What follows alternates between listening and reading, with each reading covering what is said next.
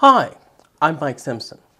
Welcome to part one of this four-part presentation on custom views and drawing in Coco and Objective-C. We'll be taking a look at some of the ways in which we can create our own customized views, and we'll be talking about some of the extensive ways in which Coco allows you to draw different types of shapes. If you have questions or comments regarding any of the content covered during this presentation, please use the question and comment box that's located below. Alright, let's get started. In this first part of this presentation, we're going to be talking about the different types of viewing and drawing frameworks that are supported under Coco. We'll talk about some of the basic ways in which we set up the geometry of drawing. In other words, how do we represent shapes and points? How do we create different types of shapes? How do we convert these different types of geometry structures to and from strings?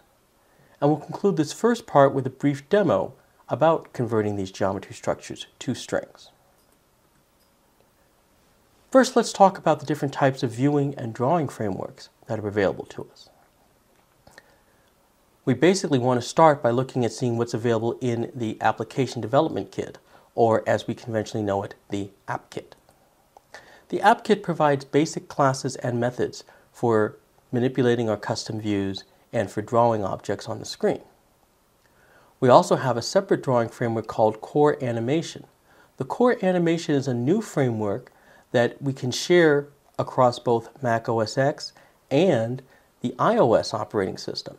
So the nice thing about that is that any graphics that you use in Core Animation can be used to create a more universal type application that can be shared across both Mac OS X and iPhone, iPad, or iPod Touch. So if you're creating an application that's going to target both of those markets, you'll want to know about the Core Animation framework as well.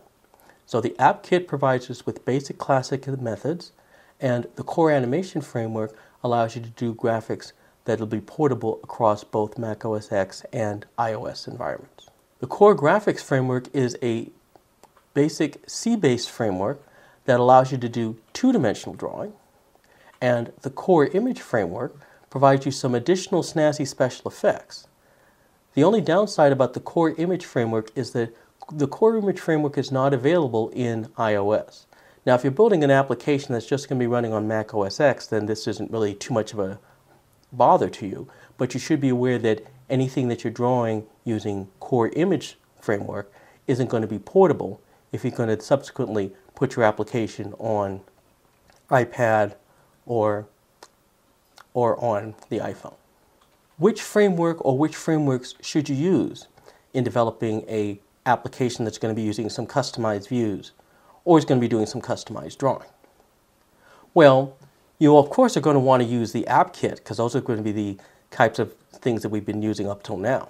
AppKit lets you use the auto-release capabilities and lets you use the objects that track their own memory state.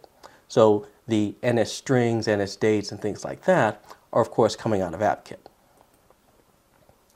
Now, since the Mac OS X and iOS use some different user interfaces, Mac OS X basically uses the mouse and keyboard and things like that, but iOS uses basically a touch-based interface. Different frameworks are going to be utilizing different user interfaces to be optimized. So you have to realize that you're going to have to decide which user interface you're going to be targeting your application for and then selecting an appropriate framework. Now, one of the things that you should realize is that if you want to have a more universal application that's going to be going across user interfaces, realize that they can share the core graphics and the core animation. So if you want to make an application that has as wide as possible release as possible, then you use AppKit, use core graphics, and use core animation.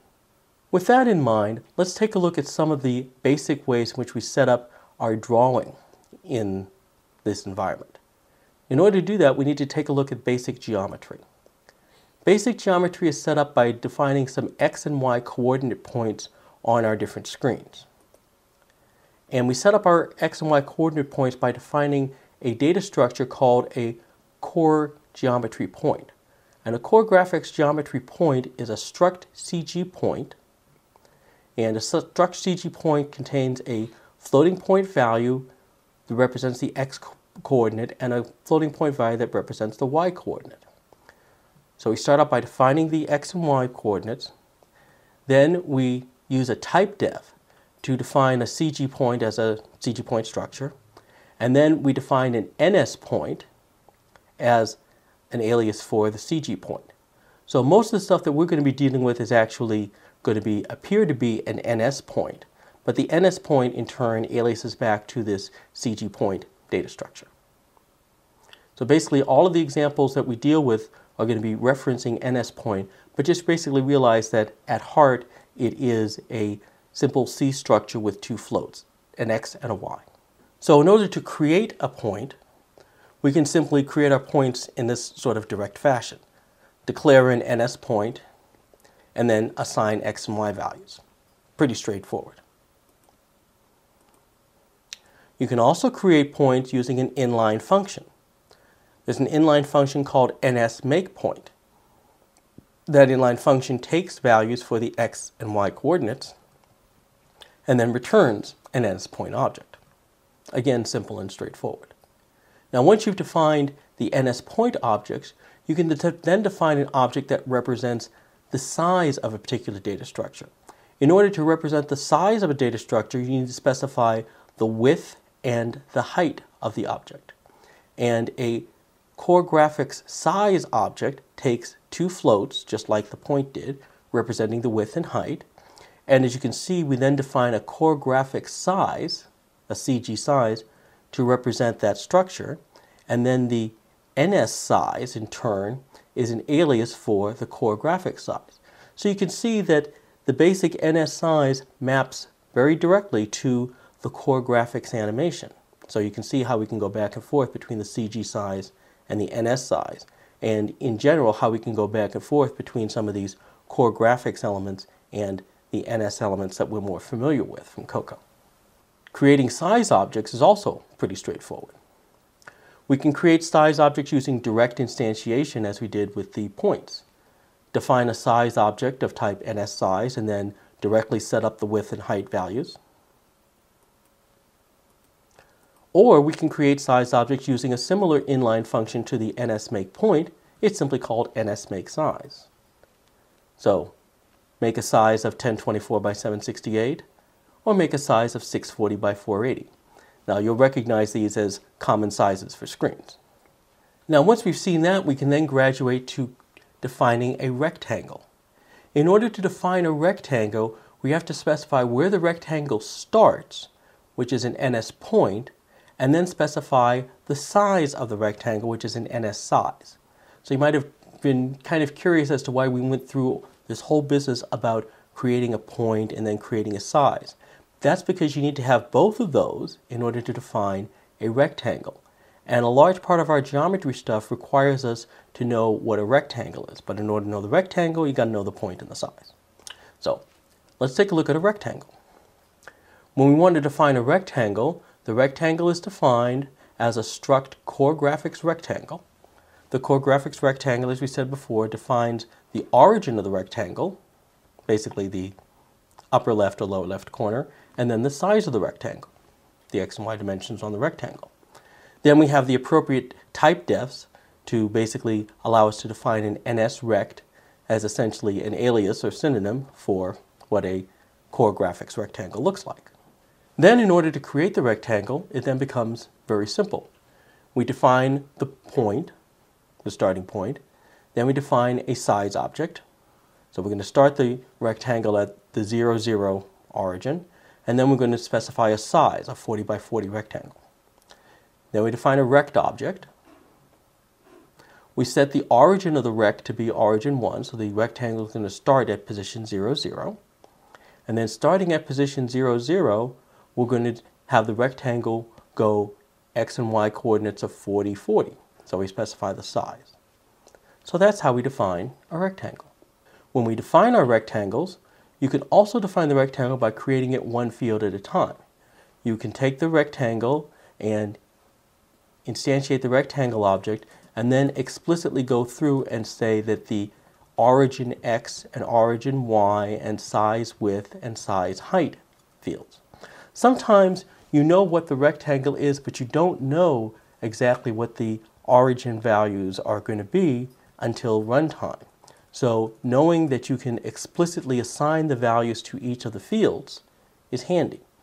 Because since at heart the rectangle is simply basically just a nested C structure, you can just go in and assign the values into the individual fields.